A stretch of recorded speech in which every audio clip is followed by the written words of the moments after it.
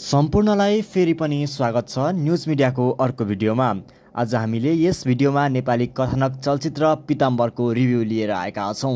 पीताम्बर चलचित्रको रिभ्यू हेर्नको लागि र अरु पनि थुप्रै नेपाली चलचित्रका रिभ्यू हेर्नका लागि भने न्यूज मिडिया च्यानललाई लाइक, कमेन्ट, शेयर, सब्स्क्राइब गर्न नभुल्नुहोला।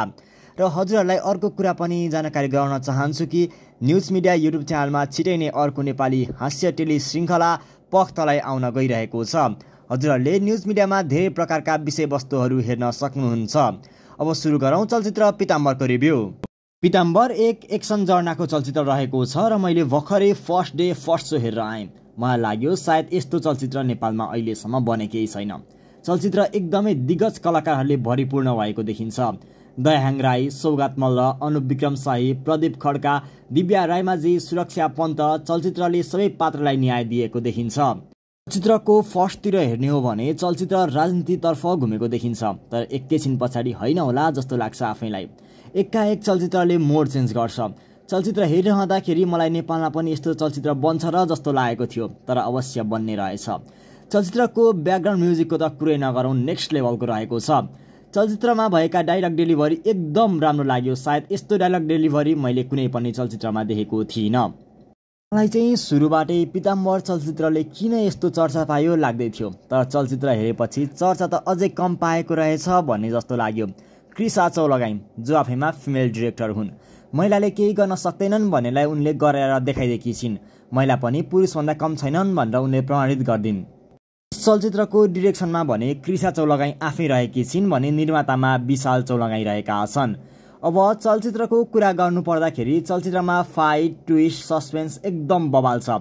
सबै कुरा त यहाँ खुलाउन चाहन्न, किनभने हजुरहरूले पनि त सस्पेन्स हेर्नु पर्यो नि, होइन र। चित्रमा अनुप विक्रम शाही पात्रले मागे जस्तै छन्, एकदम बलियो ज्यान भएका, अग्ला, एकदम कडा। त्यसै प्रदीप खड्काको त कुरै नगरौँ। प्रदीप खड्का को हो भनेर उनले प्रमाणित गरिसकेका छन्। त्यतिकैमा इन्ट्री हुन्छ, न कसैको दाई न कसैको भाइ, इन्सपेक्टर राई। यति भनेपछि त बुझिहाल्नु भयो होला मैले कसको कुरा गर्न लागेको हो भनेर। सबैका प्रिय पात्र दयाहाङ राई। दयाहाङ राईको यो चलचित्रमा भिन्न खालको अभिनय रहेको छ, एकदम इन्ट्रेस्टिङ खालको रहेको छ। चलचित्रमा सस्पेन्स छ। सस्पेन्स त त्यति बेला सुरु हुन्छ जति बेला चलचित्रमा सौगात मल्लको हेलिकप्टरबाट इन्ट्री हुन्छ। यिनी आएपछि त चलचित्रले अर्कै मोड लिन्छ। नेपाली चलचित्र पनि साउथ इन्डियन शैलीमा बनेको छ, त्यो पनि लेडी डिरेक्टरले। उनलाई त म लेडी डिरेक्टर भन्दा पनि लेडी टाइगर भन्न रुचाएँ। चलचित्र सकिने बेलासम्म पनि नसकियोस् जस्तै लागेको थियो, भने जस्तै भयो, सकिएन। अब मैले के भन्न खोजेको होला हजुरहरूले पक्कै पनि बुझ्नु भएन है। मैले भन्न खोजेको यो हो कि चलचित्र सकिने बेलासम्म पनि नसकियोस् जस्तो लागेको थियो, किनभने यसको पार्ट 2 पनि आउनेवाला छ। पार्ट 2 अहिले नै आए पनि हुन्थ्यो, कस्तो चाहिँ बनेको छ त भन्ने भइरहेको थियो, तर पार्ट 2 त अझैसम्म सुट भएको पनि छैन। 2 को चाहिँ किन प्रतीक्षामा म रहेको छु भने पार्ट 1 त यस्तो सस्पेन्स तरिकाले इन्डिङ भएको छ नि, सोच्नै सकिँदैन।